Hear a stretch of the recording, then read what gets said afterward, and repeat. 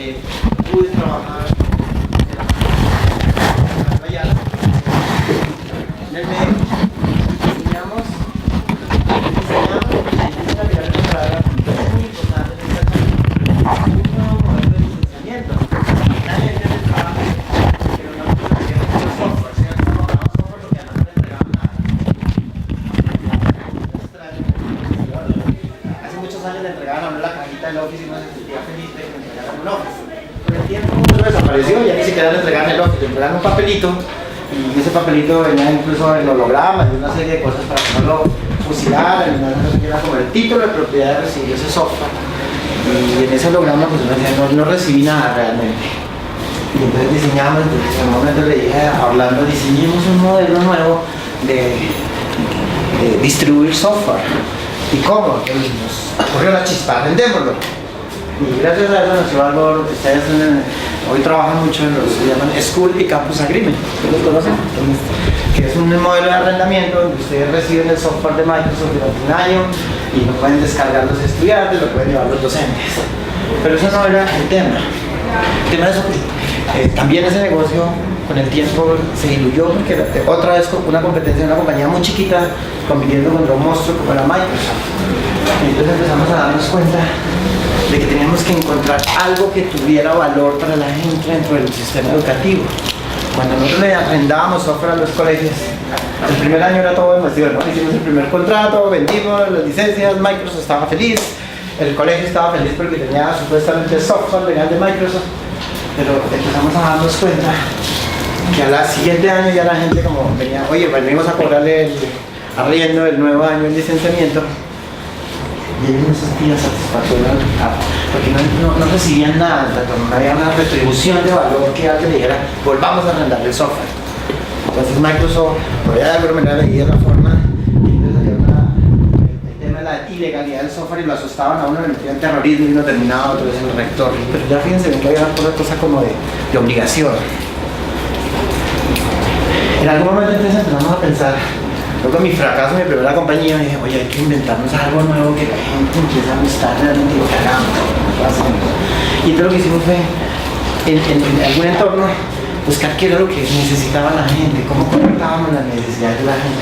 Y empezamos, bueno, sí necesitan legalizarse, pero debe haber algo atractivo para que esa gente, para que los colegios vuelvan a eso. Entonces fue cómo empezamos a hacer un match entre la tecnología y la pedagogía, porque el propósito del colegio es enseñar. De alguna manera nosotros los que trabajamos con tecnología queremos vender tecnología, pero que había que hacer una conexión directa. Y nos empezamos a dar cuenta que era un fenómeno que ocurría a nivel universal. Todo el mundo tenía esas mismas necesidades. ¿Cómo hacíamos esa conexión para que el profesor realmente utilizara los productos que nosotros le vendíamos con el propósito que tenía, que era enseñar? Y empezamos a darnos cuenta que llegar a ser como llevar a esos dos mundos que siempre eran diferentes. Yo creo que a ningún profesor algún día le dijeron cómo es que tiene que ser el iPad o cómo quiere que sea el iPad para que Steve Jobs de alguna manera se lo entregara, ¿no? Él estaba muy allá y los profesores de pronto lo empezaron a bombardear con un montón de elementos. Entonces le entregaron tabletas digitales, cámaras lectoras de documentos, mesas interactivas y un montón de tecnología, y los docentes se vieron como amenazados. Decir, oye, ¿para qué utilizo tanto esa tecnología? Y entonces parte de la charla es parte de la experiencia que nosotros hemos vivido y cómo conectamos esos dos mundos, el mundo de la pedagogía con el mundo de la tecnología. Desde hace mucho tiempo,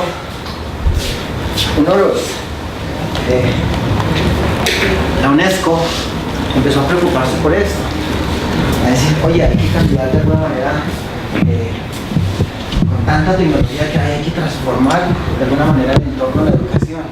Hay que lograr que los maestros realmente la empiecen a utilizar con propósitos pedagógicos y no como una necesidad del mercado de vender y abordar con mucha tecnología. Entonces necesitamos cambiar ese paradigma, cómo los docentes realmente empiezan a apropiar el uso de la tecnología en los ambientes escolares.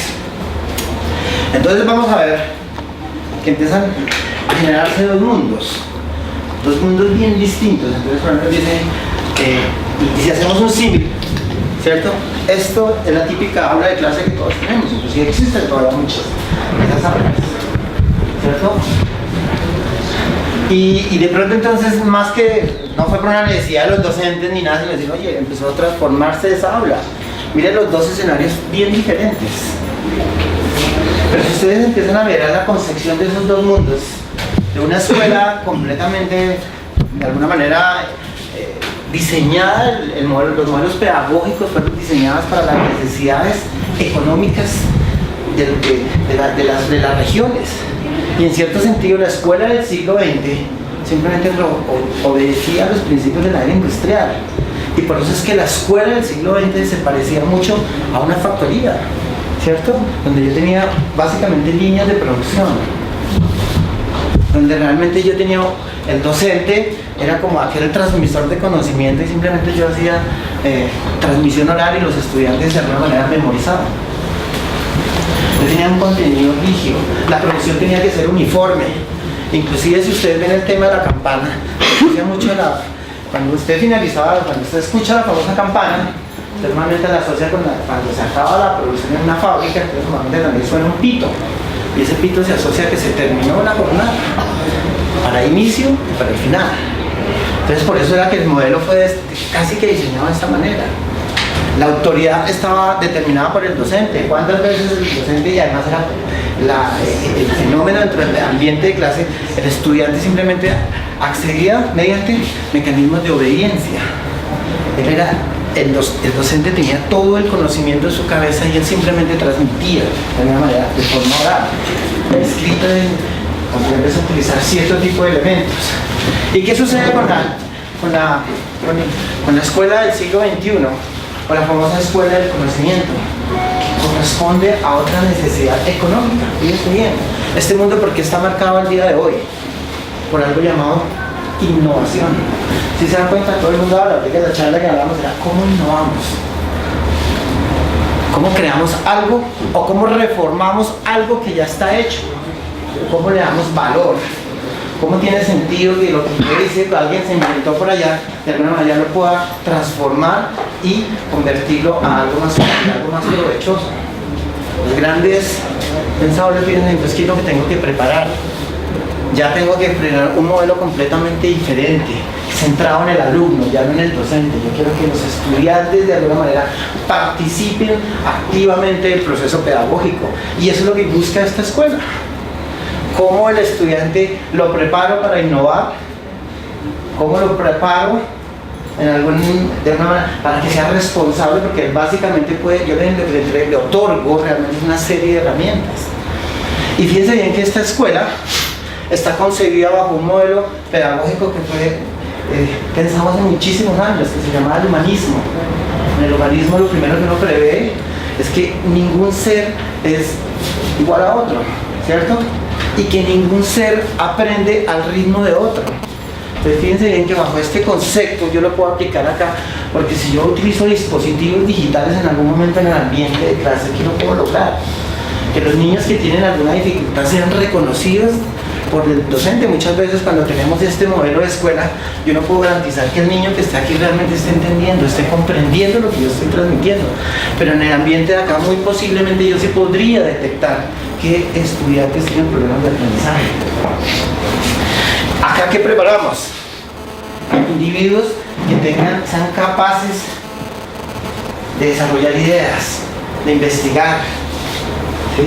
Aquí yo no tengo todo un currículo completamente concebido, sino que aquí le doy capacidad a la curiosidad, a la innovación, a la investigación. ¿Sí? Quiero que el estudiante haga lo que él quiere ser. Inclusive yo lo puedo empezar a especializar.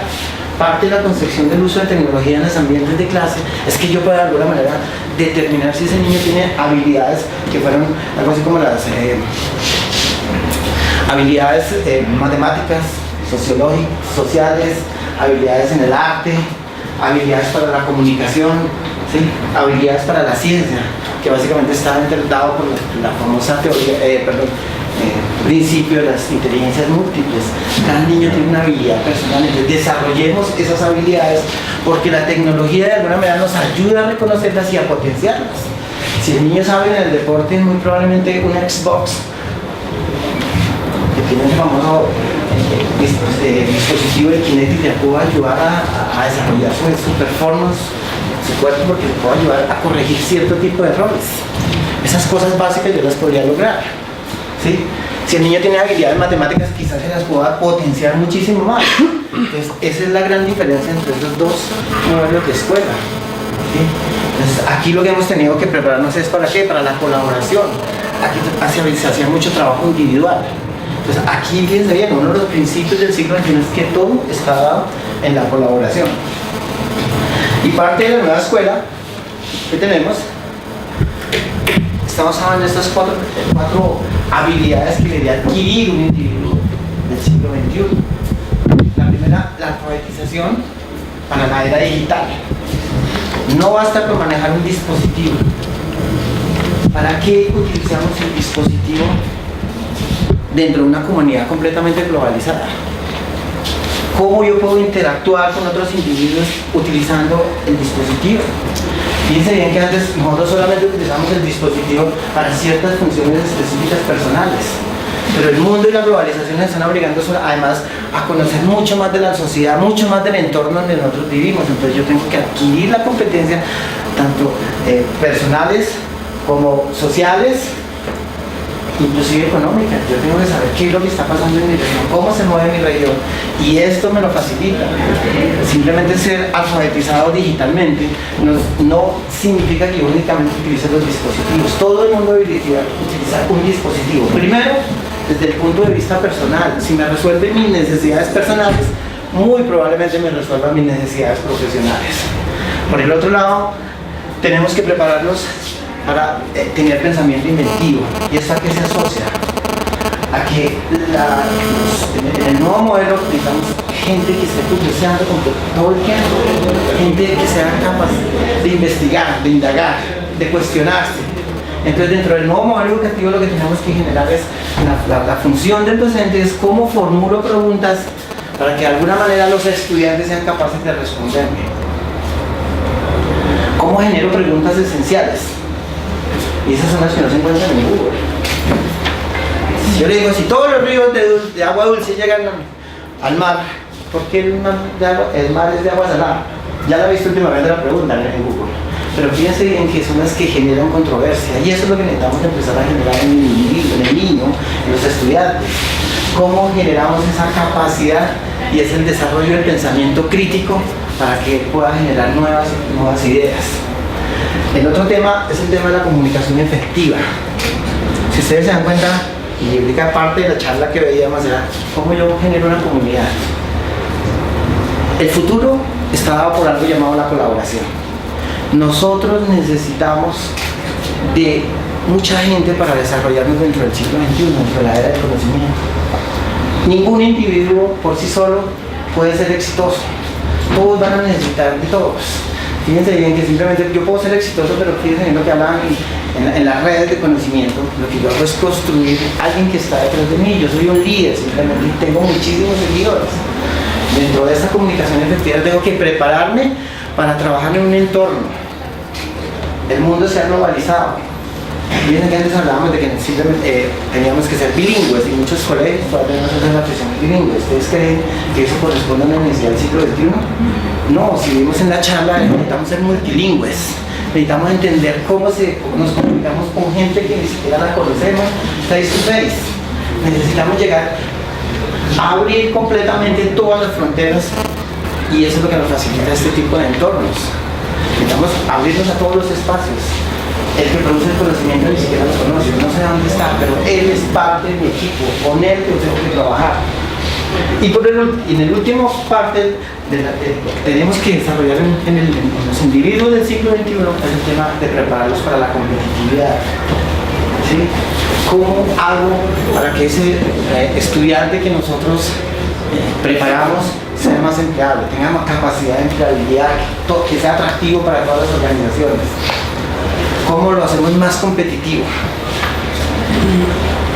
¿Cómo nos preparamos para un nuevo modelo económico?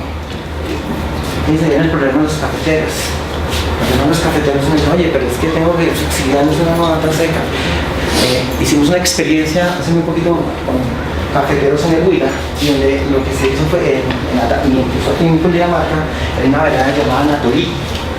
Lo que decíamos era cómo vender el problema que teníamos cuando pensamos en la idea de que había que solucionar algo, era que había que mejorarle la calidad de vida a la gente. Y ellos debían de beber café, en pepitas. Y venían y lo vendían al comité de cafeteros de Cundinamarca y el comité de cafeteros le pagaba el precio que estaba preestablecido, no había nada, no había valor. Entonces la pregunta era cómo le mejorábamos la calidad de vida a la gente con un producto que de alguna manera no nos podía garantizar un mayor valor. Alguien por allá escuchó también del tema de la responsabilidad social. Y hay una cafetería en Londres, me gustaría entrar en la página, se llama Costa Coffee. Y Costa Coffee tenía algo llamado responsabilidad social. Es decir, sentirse bien de alguna para sostener un negocio, digámoslo así. Y estos señores empiezan a vender café de la siguiente manera. Cada vez que alguien llega a Costa Coffee, es algo así como Starbucks o las tiendas Juan Valdez, eso quedan en Londres. Esas tiendas, entonces, cuando usted va a tomar café, entonces lo que me muestran es una serie de fotografías de los niños que están comiendo bien, que se alimentan mejor, que van a la escuela. Y si hay una posibilidad y hay conexión de internet entre la escuela y la cafetería, usted puede perfectamente podría chatear con un niño de la escuela. ¿Sí? La taza de café allá es alrededor de 7 libras, la taza de café. Los cafeteros colombianos pasaron de vender, pues mandaron el sellito de origen, que este café está producido en la vereda Natalie, que es respaldada por Costa Coffee, pasaron de vender el café, que ustedes miran antes que estaban pagando la libra, $1 con los 80 centavos más o menos la libra, a pasar a vender casi a $18 la libra de café. ¿Por qué? Porque simplemente estaban vendiendo valor. Y eso es lo que, por eso es que hay que preparar a la gente, para que sea innovadora. Fíjense bien que la palabra innovación ahora está más asociada con el diseño que con la misma ingeniería. ¿Qué nos podemos imaginar para ser diferente? Si las llantas las fabricaron hace miles de años, ¿cómo hacemos para que esa llanta se transforme y preste otro tipo de servicios? La rueda la podemos transformar de alguna manera. Entonces, eso es lo que se busca en este modelo.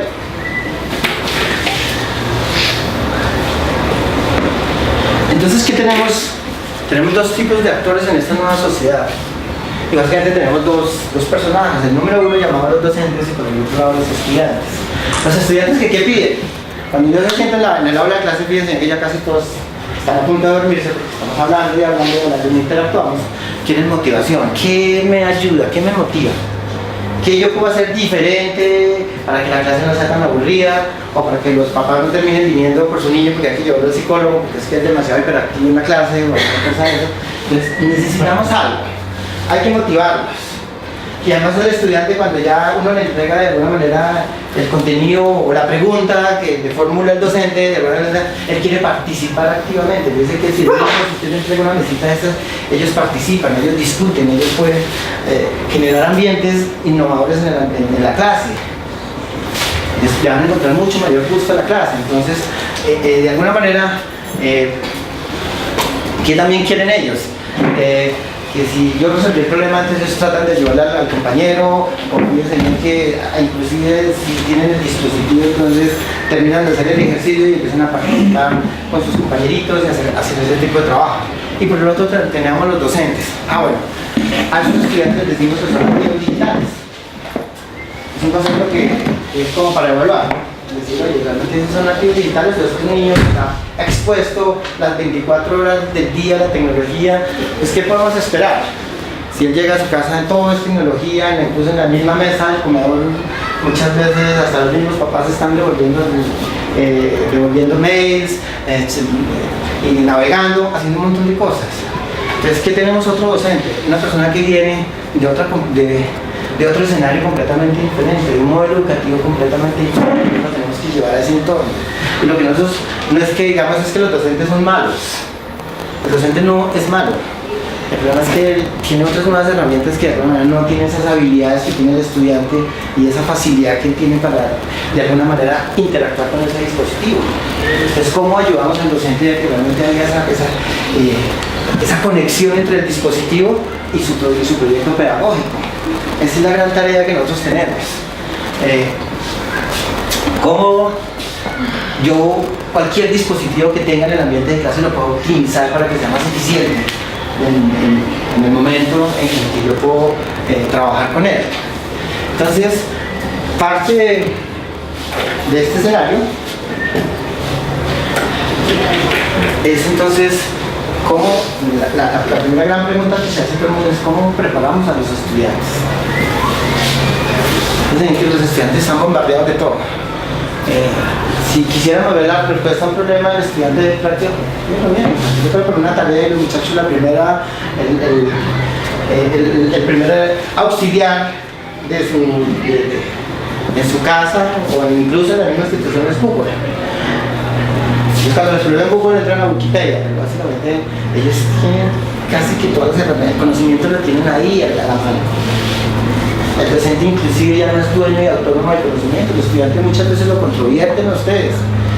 Yo he visto niños que en algún momento digan, no profesor, eso no es lo que dice aquí Google, puede que Google esté equivocado, es muy probable que esté equivocado. Si ustedes miren la cifra de las personas que desarrollan contenido en Wikipedia y que de alguna manera sí tienen un compromiso grande, es casi que el 2%, ese Pareto es del 2 versus el 98, quizás el 98% están produciendo contenido errado. Entonces, ¿qué queremos? ¿Cómo lo entrenamos?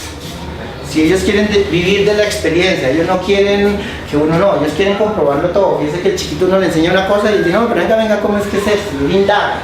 Él como que no asimila. Y aprende a hacer una cosa y ya quiere hacer a otro nivel mucho más rápido. Entonces,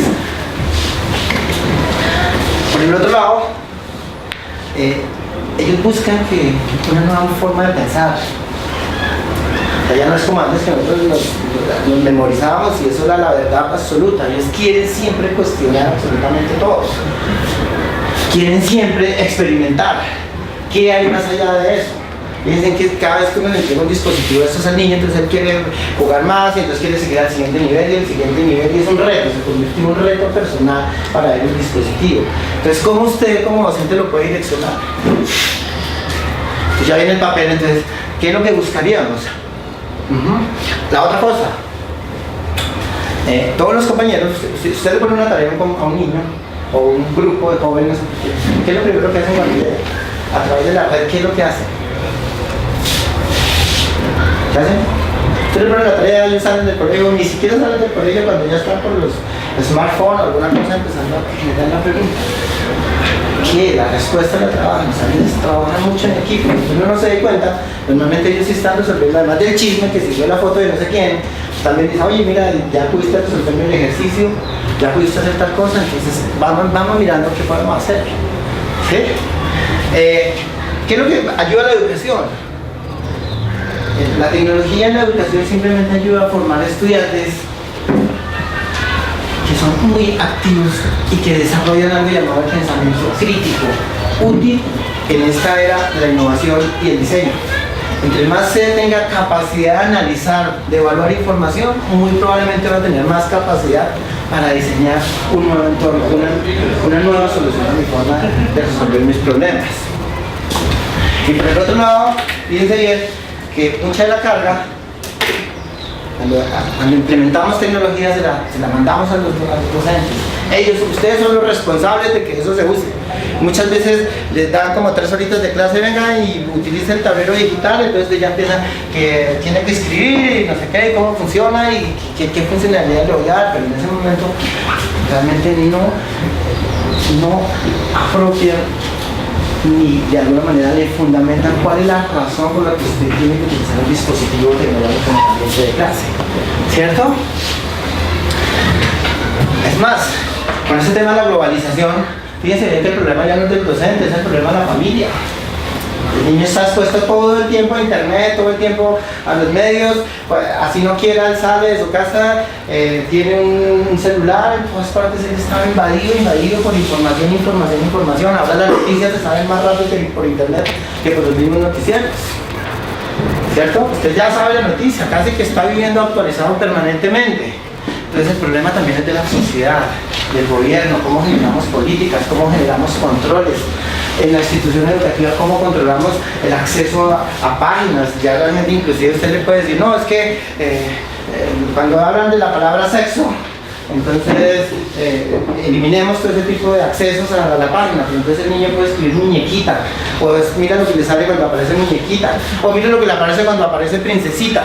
Busquen esas palabras, ¿se dan cuenta? Entonces, imagínate cómo vamos a controlar ese montón y montón de asociaciones diferentes, porque se producen millones y millones de contenido por casi por segundo. Entonces, ¿qué hacemos? ¿Cómo controlamos eso? Entonces, también es una responsabilidad de nosotros, de las mismas compañías, de las mismas organizaciones. Piensen que casi que no hay ni escrúpulos para ganar plata. Yo puedo conseguir inventarme cualquier cosa porque el interés es puramente económico. La economía del siglo XXI está caracterizada por eso. ¿Quién es el que genera la mayor idea innovadora? Entonces, ¿qué ha pasado? Cuando nosotros queremos construir un proyecto pedagógico, lo que queremos construir es un ecosistema. ¿Ustedes han escuchado la historia de Kimball? ¿Ya conocen los Kindle, los aparatitos para leer, que uno lo lee y lo lee, ¿cierto? Ustedes saben que hace muchos años en los laboratorios en Palo Alto, California, existía un centro de investigación de células. Y unos tipos empezaron a investigar y mirar y decían, a alguien sí se le ocurrió que pues, pensaba mucho en ecología y entonces dijo, oye, no, yo necesito resolver una herramienta que de alguna manera le solucione el problema a talar árboles. Y lo empezó a hacer con un principio más ecológico. Entonces empezó a hacer, ¿cómo vamos a hacer? Entonces se inventó un dispositivo que los tonos grises de alguna manera fueran lo suficientemente claros para que uno tuviera esa misma percepción de cuando tiene un libro en su mano. Este señor, de alguna manera, intentó generar una compañía, esa compañía fracasó y entonces, ¿por qué? Porque el dispositivo que él había diseñado era difícil de reproducir, entonces encontró con unos señores llamados, allá en Japón, llamados Sony. Entonces Sony desarrolla un dispositivo, ¿cierto? Y desarrolla un libro de lectura, un dispositivo de lectura común. Es más práctico. El de Sony sí lo diseñaron, pero ¿cuántos Sony se venden en el mundo hoy? ¿Cuántos de ustedes han visto que la gente anda con el dispositivo ese para leer? Acá en Colombia todavía no. No, ni en Estados Unidos, ni en Japón, ni en ninguna parte le empezaron porque Sony no, pero entonces otro señor, más hábil, tenía una compañía que se llamaba Amazon. Y entonces vio al tipo que hacía las tableticas y a punto de quebrarse y le dice, no, yo le puedo ayudar a sacar su negocio. Pero entonces véndame las más baratas por un lado, pero buscamos muchas más unidades, cámbiale los diseños, hagamos una organización y produzcamos un producto llamado Kindle para la lectura. Entonces, ¿qué era lo que estaba pasando? Sony vendía dispositivos, pero ¿cuál era el problema que tenía Sony? Que no había construido un ecosistema. Y para todo, cuando nosotros tratemos de asociar a nuestro producto, básicamente nosotros tenemos que resolverle las necesidades de nuestros alumnos. Entonces pensemos en el ecosistema que tiene que tener. ¿Qué tenía Kindle que no tenía Sony? Sony era mucho más poderosa, producía más tecnología. Amazon nunca había vendido un dispositivo digital, pero sí tenía algo. Él conectó necesidades. Él empezó a conectar necesidades. La magia que tenía el dispositivo lo conectó con las necesidades de la gente. Que la gente quería que no le brillara, que quería que no sé qué, pero al mismo tiempo quería que hubieran libros para descargar. Sony